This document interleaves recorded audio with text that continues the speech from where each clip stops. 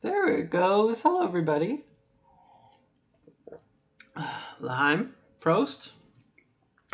Today is, we'll go back to the old introductions. Today's my day 1.237.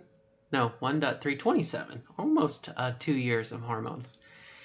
Today is uh, April 4th, but in the big scheme of life, today is the 7th day after my surgery. And I don't know how long my stamina is going to keep up, so I'll keep it real short. Today was the 7th day after my surgery, and the first follow-up visit post-surgery with my surgeon, at which time they gave me a little spiel, and they took out the catheter, or they took out the I don't remember what they did first. I think they took out the packing first. I don't remember. It really doesn't matter. And that was just felt kind of weird. Is the only way I could say it. It looked like a little ripcord. It reminded me of when you see planes and whatnot that are loaded with ordnance, missiles, bombs. They still have the little red tags, that they pull before the plane takes off. The the I'm going to keep saying ordnance. I don't think armaments. Okay, missiles, Sidewinder missiles, those kinds of things. Like I said, they have these little tags, and before the plane launches, they pull the pins, and then they're live, right? That's what it reminded me of. And so she was pulling this ribbon, and it just kept on coming out, and finally it stopped, and it just felt like, kind of like you get a shiver down your back, And then they pulled took out the air in the balloon that was holding the catheter, and they took out the catheter, and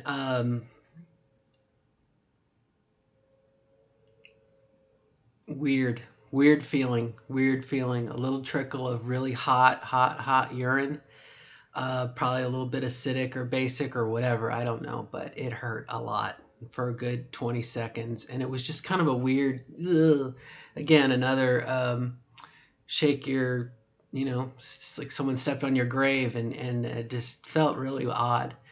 And it took me a good minute to kind of calm down, and they kept on saying, "Are you okay? Are you okay?" And I was like, "Yeah, I'm all right. I just need time." And in time, they cleaned me up, and and Dr. Gallagher said, "Have you been looking at yourself?" And I said, "A little bit." She says, "Well, let me give you the grand tour." And they held up a mirror. I was on my back, obviously. And she said, "This is your clitoris. This is your vagina." This is the where the urinary, I forget what it's called, where the urinary comes in, but anyway, so yeah, it's cool. To have your own vagina and your own clitoris, it's mine.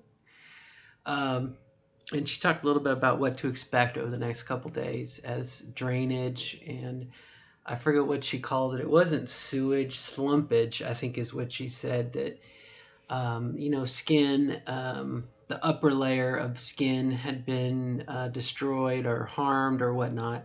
And so the body was making a new layer of skin underneath that, and it would shed the old skin, much like you peel, sunburn or whatnot. It shed the skin. It reminded me of a placenta, to be honest with you, when my daughter was born. Okay, I remember the placenta, kind of a sacky membrane, red. Um, so yeah, that's what it reminded me of, some of the gook that started coming out. But they cleaned me up as best they could, and then put me back down on the table, and teached me how to dilate. And that's what we're going to talk about here in a minute. I'm going to introduce my one of my new best friends here, which I'm calling Grimace, because it's purple, like Grimace from McDonald's. Looks like something you clean your teeth with or something, but this is the smallest dilator. I've not done any measurements on it, and I probably won't. I'll be honest with you. I don't care how thick or wide or whatnot it is. It's pretty, well, it's about the size of my pinky, I guess, starting. Yeah, about my pinky, and gets as wide maybe as my index finger going down. But this is the first one, and the goal, there's some dots on it, and it's not like a flute. But the goal for me for right now is to get the first or up to the third dot. For today, I was lucky to get the first dot, I'll be honest with you. Um, and then I'll introduce my other friend. I don't have a name for this one yet. It's orange. It's a little bit bigger. I can't think of his name. What's the cycloptic? I can't even think of the name now. The robots. Mungo, Mono. Oh, golly. Um, the creator of the Aquabats, the lead singer of the Aquabats, did the show. Oh, with the robots. Oh, it's killing me now. I'm gonna remember this later, and then I'm gonna freak. I can't think of any. Plex is the robot, but there's other ones. Not Jazza. Oh, it's gonna kill me, and then it's gonna come to me. It was on Nickelodeon. Anyway, I'm gonna say Mongo for now, but I don't think that's what it is. Anyway, this is really happy orange. I'm really good friends with this orange now. It's gonna come to me. I'm gonna hit it. Plex, Mongo.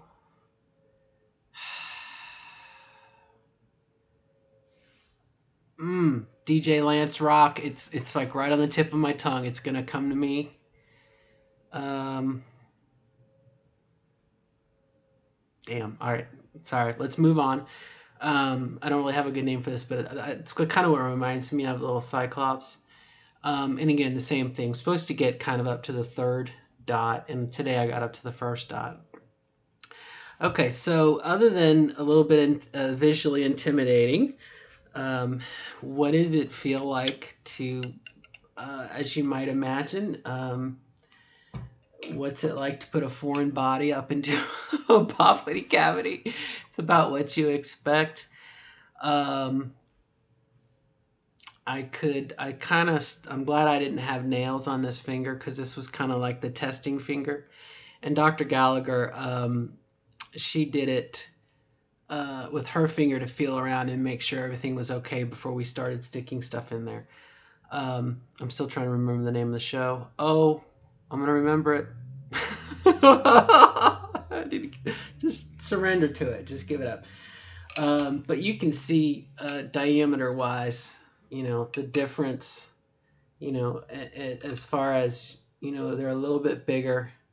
And there's two other ones. I haven't taken them out of the little kit. I think one's a lighter purple and one's blue, and I don't really have a good name for that. But it just felt a little bit of discomfort, and you just slowly kind of work it in there. And she said that my, not my urethra, but the urinary sac, and I forget the name of it, and I do apologize, was a little swollen, and that would go down in time. And so, it's just one of those things. Work with it at your own pace and whatnot. And it's your erectile tissue, so it stretches when you need it to stretch, and we'll see. We'll see how far we can get it to go. And more instructions is coming on that, but it really did mess me. It's just one of those things. It's a different kind of sensation. And when I got home again, after I calmed down and explored a little bit, more geography lesson as to where stuff is and whatnot. And I think obviously once the swelling goes down, it's going to be a lot easier to do stuff in there. Yo Gabba Gabba, that's it. Yo Gabba Gabba. And I can't think of the name of the main character, but I'm gonna, by the end of the video, I probably will figure it out. Yo Gabba Gabba. Anyway, so that's that. I feel accomplished now. So that was all well and good. Was released with the kit, some instructions, and released to come home. And so that's kind of what we did today. We went ahead and shaved 2 days off of the trip came back home. It was only a 90-minute drive. And Muno? Anyway, um, came back home, and that's when I did like my own. While I was there at the place, they taught me how to use the two, and instructed me, and then allowed me to do it, with their supervision, and then let me to do it on my own. So I mean, they trained me very, very well. Um, so came home and did that, and then I went to the bathroom and I peed for the first time because they had removed catheter right before, and I felt like I had hot ants in my pants. It was something with the urine interacting with, I don't know. I can't isolate it yet, and I've not really gotten a good answer yet. I'm gonna ask the first chance I get to find out exactly what it is. She did say that my peeing would be a little wonky for about a month, and some of the feedback that I've gotten from some of the other, Mandy is one of them. Thank you so much for replying back to me. You made me feel really, really, brought me down back to earth, because I was like, I had a thing in my mouth because I was biting down on it, and because it was just so much pain. And you know, so anyway, so then I went back on my normal, what I should have been doing for my pain medicine, and we'll see where we go from there. And from what Mandy had said, the burning does go away. I don't know exactly what it is. This afternoon, I intentionally drank a lot of water just in case. It was just a matter of flushing out the system. I'm not a doctor. I can't explain it. But it did seem to help, and I'm hoping that that's kind of what it is. Maybe pulling out the catheter, the tube. I don't know what. Pulling out the catheter, the tube got bent or something, and urine going through the tubing is going to make it go where it needs to go. I really don't know. Maybe the swelling was the issue. I don't know. Again, one could think that since the inside of the vagina is made from what was formerly the outside of the penis, that any urine that got on it shouldn't burn, but it does. Now, I don't know why. Okay, I don't know why, but I know that it doesn't. The last time I went, it was only a fraction of the time that it hurt. To go and to go pee, it does hurt, like you're forcing it out. And again, I think maybe the system got out of whack or something. I don't know. Maybe I did something wrong. I mean, we'll figure it out. We'll figure it out in time. Okay. Not over yet. Story's not over yet. Um, so as far as how often, I'm supposed to do dilations 5 times a day, 20 minutes a session. For the moment, until I get the actual schedule paperwork. More stuff is coming. Today was kind of a rush deal to get home and whatnot, and we'll go from there. And I've seen like YouTube videos somewhat of like someone who did it like for 30 or 40 minutes, and they'd watch an episode of Deep Space Nine or something, and I found some music really helped me out, and once I kind of got into it, and you get in the right mindset, I knew exactly what album I wanted. It's Enya's first album, Watermark. That has a big connection to me, okay? And that is what it put me in at ease. Right tone of music to make me relaxed. Um, I've been told that from what I had seen as part of this surgery, there's a muscle wall that gets, they have to make brute force, they have to make a hole for your vagina, right? Your sac, it's going to become your vagina. They have to put their fingers in there and make a hole. And you're going through this like muscle wall. And so I think you almost have to learn how to relax and when to tighten. And I don't know this for a fact. In the back of my mind, I'm thinking that maybe that's what makes a good vagina, is when you can tighten. And I'm flying on one wing here. I'm not too sure, but you know that during intercourse, you know, a tight vagina that allows some whatever. Anyway, we're getting off track here. Um, so what's up next? Um, yeah, I hear you, buddy. So what's up next is I have an appointment, a follow up. It's supposed to be in 2 weeks with a physical therapist up in Dr. G's office. She'll probably check my incision. I would also assume, although I'm guessing, probably cut the whatever's left as far as the stitches. I don't think they're the kind that dissolve on their own. So it'll be a good follow up with me, make sure I'm doing the dilation if there's anything with that. But also, I have an appointment with their physical therapist who's supposed to help with the pelvic movement. And like I said, that's the thing with these guys. Once you get in there, you have to go kind of down because your urethra should be, you know, pretty straight, but it's swollen, so it's kind of angled. So that's why you have to go kind of down, and then you work it back up. You kind of go on a curve, okay? And I can almost feel, and I guess I have to look at it like straight on. Oh, I look like Pinocchio, don't I? You know, you have the muscle on each side, and you can feel it. Like I said, you can feel it's. It gave me an appreciation for foreplay. Let me put it to you that way. A vagina that is not primed for penetration. Okay. On this side of the fence, I could tell you, and as an amateur dilator, things are tight, and you would expect it. And that's what she said too, is things are swollen. And she said some days you're gonna have, you know, days that you can do it, some days you're gonna have days you can't.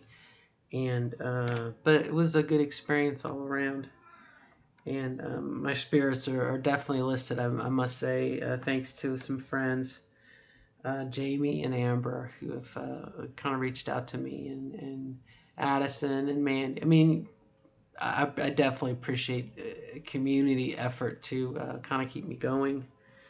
And I have lots and lots of little children here who know right where to step on my abdomen to make me go, oh, as well as like during the dilation process. They're curious. They want to know what's going on. I'm trying to think what else I can share with you. They said too to make sure that when I did dilate, especially this week, I would do it on a towel. I mean, I would do it on something anyway, because the pumping action, we're clearing out. Like I said, we're clearing out the dead skin, we're clearing out gook, and everything else. And the first time I saw it, I'll be honest with you, it did freak me out. It did freak me out because you look down and you know, it's like you're making milk or you're making cheese, you know. You're making cheese and, you know, you got to make butter. You're churning butter and pull the handle out. And it's just this weird sensation of, you know, like, oh my gosh, woo! You feel like a scarecrow, you know, you have to pull up your butt. But in this case, it's down your front. And anyway, so I'm trying to think for day 7, anything else. I can't think of anything else. Obviously, I'm in good spirits. Definitely felt good to, you know, I was ready to get the damn catheter out and everything else. So I think that is really about it. And really, we're in one of those, you know, a bunch of stuff has happened today, obviously. And over the next couple of days and weeks to come, I think it's just a matter of, you know, increasing the little dots here, increasing the depth that it goes in, and then also increasing the diameter. And I mean, that's really it, my friends. Do I dare say that this is over? Do I dare say that this surgery section is over? Possibly. And we're back to, you know, videos about life and everything else, perhaps. We'll give it a day and find out. Like, you know, knock on wood, knock on plastic. You don't want any huge trouble, right? You don't want. Sometimes no news is good news. All right. I've rambled on too long. Probably my longest video. It does feel really good. I'd also say to be back home. Okay, back in my own bed, my own sounds. Although the Candlewood Suites in Indianapolis definitely was very, very, very good. I think it is Muno, by the way. Muno Yo Gabba Gabba. Um, the Candlewood Suites is very, very nice. Very, very comfortable. The kitchenette was really good. We had food. We cooked food every night. You know, we didn't eat junk food. We didn't go out to eat. I mean, as you might expect, you don't want to do anything when you're recovering. But I highly recommend, like I said, the Candlewood Suites were pretty good, and the rate was pretty cheap too. It was $90 a day.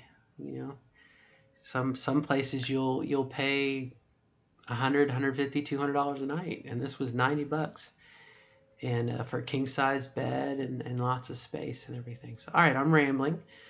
So I will wish you all good luck and good night, and best wishes in becoming the best version of yourself that you want to be as you define it, okay? Until next time,